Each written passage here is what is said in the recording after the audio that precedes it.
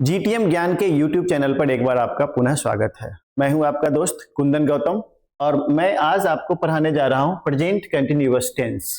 पहले हम सीखेंगे इसका डिफिनीशन, उसके बाद डिफिनीशन इन हिंदी लिखा हुआ यहाँ पे है, यानी हिंदी में डिफिनीशन। उसके बाद इसके स्ट्रक्चर्स को सीखेंगे और उसके बाद इसका WH क्वेश्चन सीखेंगे और लास्ट में हम आपको कुछ ऐसे वर्ब के लिस्ट बताएंगे जिसका यूज कंटिन्यूअस फॉर्म में नहीं होता है और यूसेज और उसके इंप्लीमेंटेशन में बताऊंगा कि प्रेजेंट कंटिन्यूअस टेंस का कहां पे इंप्लीमेंटेशन होता है, कहां इंप्लीमेंट करते हैं। ठीक है, तो चलिए हम स्टार्ट कर लेते हैं बिना देर किए हुए। प्रेजेंट कंटिन्यूअस टेंस, आप गौर करेंगे कि प्रेजेंट कंटिन्यूअस टेंस में तीन शब्द है, present, continuous and tense.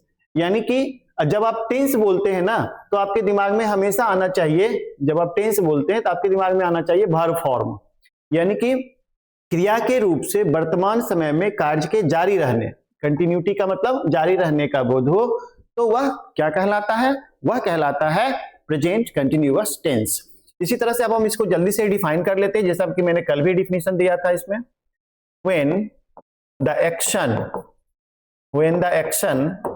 denoted by verb shows the continuity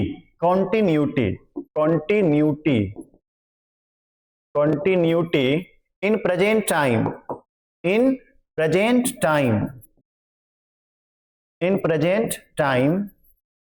that form of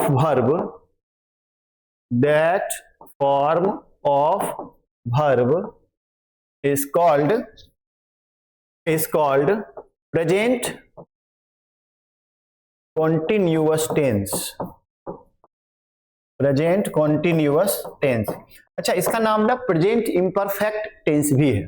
present imperfect क्यों बोलते हैं? क्योंकि कार्य परफेक्ट नहीं होता है। जब कोई भी काम परफेक्ट ना होकर नहीं होगा तो वो कंटिन्यू होगा, इसीलिए इसे इम्परफेक्ट भी बोलते हैं। इसे प्रेजेंट प्रोग्रेसिव टेंस भी बोलते हैं। प्रोग्रेसिव कहने का अर्थ यह है कि कार्य जारी है, प्रोग्रेस में है, यानी कि बढ़ रहा है, तो इसलिए इसको हम लोग प्रेजेंट कंटिन्यूअस टेंस भी बोलते हैं। अब हम आते हैं, थोड़ा इसको हिंदी में बता लें कि इसको किस तरह से हम डिफाइन करते हैं हिंदी में। यानी कि जब वाक्य में प्रयुक्त क्रिया से, जब वाक्य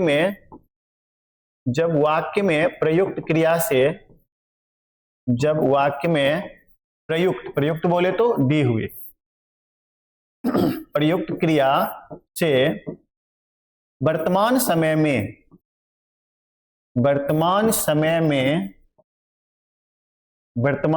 में कार्य के जारी रहने का बोध होता है, कार्य के जारी रहने का बोध होता है,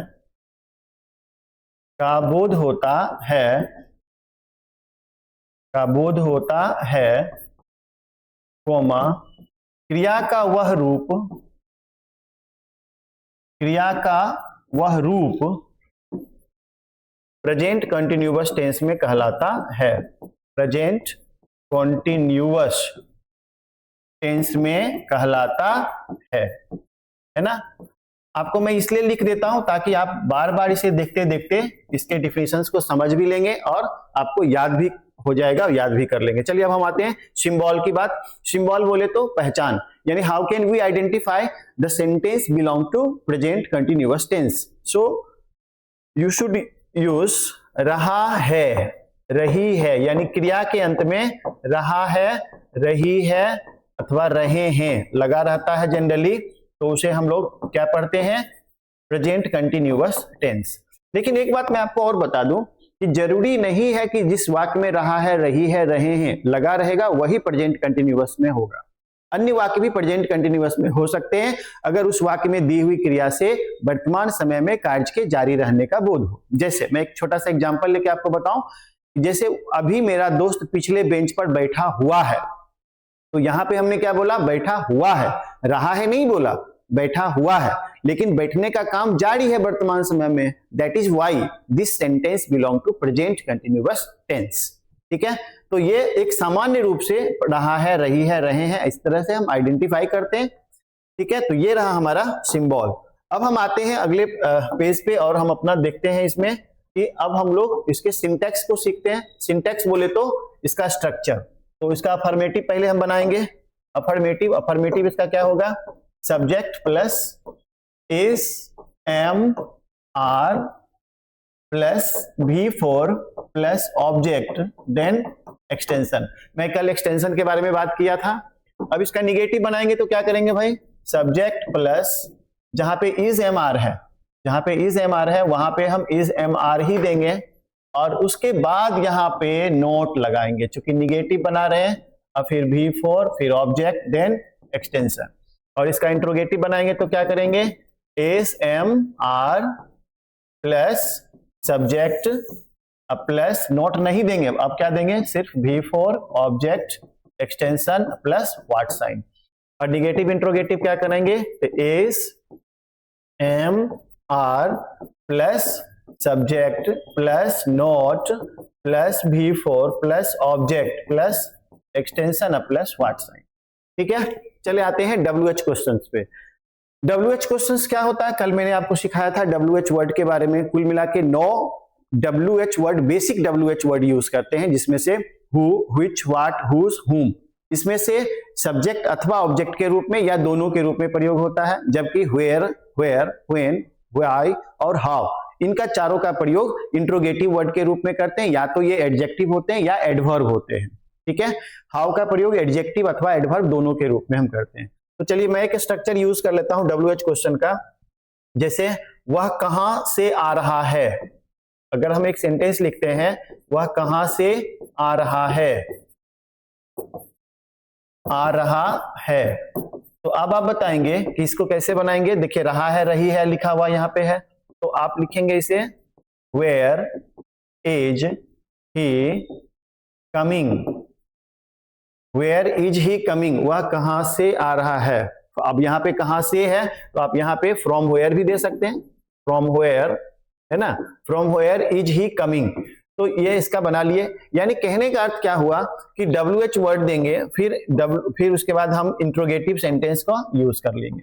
ठीक है, लेकिन जब हम अगर हु का प्रयोग कर रहे हैं, हु का, मैं आपको थोड़ा सा इसमें हु के प्रयोग के बारे में बताऊं कि हु का प्रयोग जब हम कर रहे हैं तो इसके लिए हम बनाएंगे सब्जेक्ट, चूंकि ये सब्जेक्ट अथवा ऑब्जेक्ट के रूप में होता है। तो हम आपको मैंने कल भी बताया था, तो मैं एक सेंटेंस बनाता हूं जिसमें हु का प्रयोग सब्जेक्ट की तरह हो। जैसे हु इज गोइंग देयर, वहां कौन जा रहा है, हु इज गोइंग देयर, है ना। Who is writing a novel, who is writing a novel, एक उपन्यास कौन लिख रहा है। तो इस तरह से आप देखेंगे कि WH वर्ड में हु का प्रयोग सब्जेक्ट के रूप में किया और उसके बाद हमने इस तरह से सेंटेंस में सब्जेक्ट के जगह पे करके और जो रेस्ट ऑफ स्ट्रक्चर था उसका मैंने यूज कर लिया। ठीक है, तो ये इस तरह से WH क्वेश्चन आप समझ गए होंगे। ऐसे WH क्वेश्चन में और भी बातें हैं, मैं इसको डिटेल से एक अलग वीडियो में बनाऊंगा। इतना ही नहीं होता है, ऑब्जेक्ट के रूप में हु का प्रयोग हम प्रोनाउन के रूप में करते हैं, व्हिच, व्हाट, हुज, इस सब का प्रयोग हम एडजेक्टिव के रूप में भी करते हैं, प्रोनाउन के रूप में भी करते हैं। हुम का प्रयोग सिर्फ प्रोनाउन के रूप में करते हैं। वेयर, व्हेन, व्हाई, इस सब का प्रयोग एडवर्ब के रूप में होता है। हाउ का प्रयोग एडजेक्टिव अथवा एडवर्ब के रूप में होता है। आप सबके एग्जांपल्स तो मैं एक अलग वीडियोस में इसके बारे में चर्चा करूंगा। ठीक है, अब हम आते हैं use of present continuous tense. Present continuous tense का प्रयोग कहां कहां करते हैं, तो उसमें से सबसे पहला यूसेज हम देखते हैं continuity in present time. Continuity in present time यानी कि वर्तमान समय में कार्य के जारी रहने का बोध हो। जैसे he is writing a novel, वह एक नॉवेल लिख रहा है। तो इस तरह से कंटिन्यूटी का बोध करने के लिए एक एक एग्जांपल हम यहाँ पे देते हैं और कंटिन्यूटी का मतलब होता है निरंतरता, यानी जारी रहना, यानी वर्तमान समय में कार्य के जारी रहे, यानी कि an action going on at the time of speaking, यानी जब हम बात कर रहे हैं, जब हम बोल रहे हैं तब वह काम जारी हो। जैसे वह खेल रहा है, यानी मैं बोल भी रहा हूं और वो खेल भी रहा है। तो इस तरह से एक एग्जांपल दे देते हैं, he is playing cricket, he is playing cricket. तो ये सेंटेंस हो गया। चलिए हम अगला पेज पे आते हैं अब और फिर से हम नई बात करते हैं। अब यहां देखेंगे कि जिस सेंटेंस में, यहां पर देखिए कीवर्ड्स लिखा हुआ है, कीवर्ड्स, और कीवर्ड्स का मतलब यहां पे हो गया, कीवर्ड्स का मतलब यहां पे हो गया कि यानी वो सारे शब्द जो सेंटेंस को आइडेंटिफाई करे। यानी कहने का अर्थ यह है कि जिस वाक्य में नाउ लगा रहेगा, at present, at the moment, this morning, currently, presently, this evening, this day, ये सारा शब्द जिस वाक्य में रहेगा जनरली उस वाक्य में कार्य के कंटिन्यूटी का बोध होता है, यानी कार्य के जारी रहने का बोध होता है, और वह वाक्य जनरली प्रेजेंट कंटिन्यूअस टेंस में स्ट्रक्चर किए जाते हैं। जैसे he is presently working in call centre. वह वर्तमान में कॉल सेंटर में जॉब कर रहा है। इसका मतलब क्या है, प्रेजेंटली लग गया तो इसमें वर्ब कौन सा लगेगा, is am are plus V4। आप देख सकते हैं यहाँ पे is am are plus V4 लग गया, तो ये क्या हो गया, प्रेजेंट कंटिन्यूअस टेंस का स्ट्रक्चर है ना। जैसे ही इज, दूसरा एग्जांपल लेते हैं, he is going to Patna now, यानी वह अभी पटना जा रहा है, यानी नाउ अगर है तो सेंटेंस में कौन सा स्ट्रक्चर यूज होगा, प्रेजेंट कंटिन्यूअस टेंस। ठीक है, चलिए हम आते हैं अब टेम्पररी एक्शन का। यानी टेम्पररी एक्शन हो, यानी बोलने के समय में जारी ना हो, जरूरी नहीं कि बोलने के समय में जारी हो। जैसे मैं कुछ एग्जांपल बोलता हूं, जैसे उसकी हैंडराइटिंग सुधर रही है, मेरा दोस्त रामू धीरे धीरे मोटा हो रहा है, हेमरा रोड चौड़ा हो रहा है।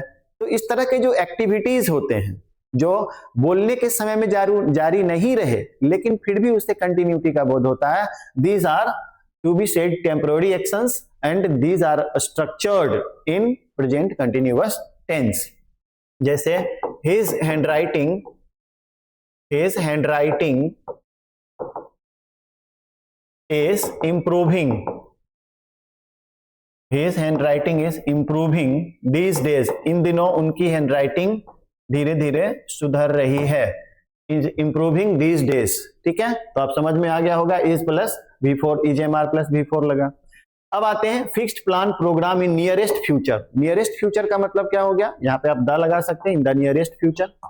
यानी नियरेस्ट फ्यूचर का मतलब क्या हो गया कि जो निकट भविष्य में, जिससे निश्चित प्लान का, योजना का बोध हो, उसके लिए भी हम यूज करते हैं प्रेजेंट कंटिन्यूअस टेंस। जैसे I am going to Patna tonight, I am going to Patna tonight, I am going to Patna tonight, मैं आज रात पटना जा रहा हूं। ये क्या है, हमारा आज का प्लान है, निश्चित तौर पे प्लान है, तो इसलिए हम इसे क्या यूज करेंगे, प्रेजेंट कंटिन्यूअस टेंस में स्ट्रक्चर यूज करेंगे। ठीक है, अब रूल नंबर 5 पे आते हैं। रूल नंबर 5 में लिखा हुआ है कि कुछ ऐसे वर्ब होते हैं जिसके कंटिन्यूअस फॉर्म हम यूज नहीं करते हैं, तो उसके लिए क्या करते हैं, उसके लिए एक टेंस पहले का यूज करते हैं। जैसे मैं आपको कुछ एग्जांपल से आपको बताऊं तो ज्यादा अच्छा रहेगा। चलिए एक मैं पेज ले लेता हूं यहाँ पे, और पेज लेके या फिर मैं यहीं पे आपको पढ़ा दूं, ध्यान से देखिएगा। जैसे मैं ऐसा सोच रहा हूं, मैं ऐसा सोच रहा हूं, मैं ऐसा सोच रहा हूं। अगर आप इसको बनाएंगे कि I am thinking so, I am thinking so, तो आपका ये गलत हो जाएगा। ठीक है, इसे बनाना है आई थिंक सो, यानी कि सिंपल प्रेजेंट में बनाएंगे। तो मेरे कहने का अर्थ ये हो गया कि यहां पर जितने भी वर्ब के लिस्ट दिए हुए हैं, यहां पर जितने भी वर्ब के लिस्ट दिए हुए हैं, उन वर्ब के देखिए, आपको यहाँ पे बहुत सारा लिस्ट दिया हुआ है, 2-3 पेज में यही लिस्ट दिया हुआ है। तो ये सारे वर्ब के जो लिस्ट हैं, इन सब का प्रयोग देखिए, थिंक दिया हुआ है यहाँ पे, थिंक का अर्थ होता है सोचना। ये आप स्क्रीनशॉट ले लेंगे और इन सारे वर्ब्स को याद कर लेंगे, और इन सारे वर्ब्स के प्रयोग कंटिन्यूअस फॉर्म में नहीं होते हैं। मैं यहाँ पर एक एग्जांपल से आपको बता दूं तो ज्यादा अच्छा रहेगा। जैसे देखिए, उसे विश्वास क्यों नहीं हो रहा है। अगर आप इसे ऐसा बनाते हैं, आप इसे ऐसा बनाएंगे, why is he not, why is he not believing, BELIEVING, believing, है ना, उसे विश्वास क्यों नहीं हो रहा है, why is he not believing, तो ये आपका वाक्य हो जाएगा गलत। ठीक है, अब मैं इसे सही करके बनाता हूं, है ना, वाई, अब ये बनेगा सिंपल प्रेजेंट में, डज ही नॉट बिलीव। ठीक है, अब ये हो गया सही। तो इसी तरह से ये सारा आप बना सकते हैं। ये सारा जो वर्ब दिया हुआ है, इस सब वर्ब आपको इसमें मिल जाएगा। और इसी तरह से सारा एग्जांपल, 4-5 एग्जांपल मैंने दे दिया है, और 4-5 एग्जांपल को आपको मैं यहाँ पे ऊपर करके दिखा देता हूं। आप स्क्रीनशॉट ले सकते हैं इसका और इसे बनाएंगे। ठीक है, थैंक यू सो मच। मिलते हैं हम अगले वीडियो में, और फिर इसी तरह के इंटरेस्टिंग वीडियोस के लिए लाइक करें, सब्सक्राइब करें और शेयर भी कर सकते हैं। अच्छा लगे तो निश्चित तौर पे लाइक करें। Thank you.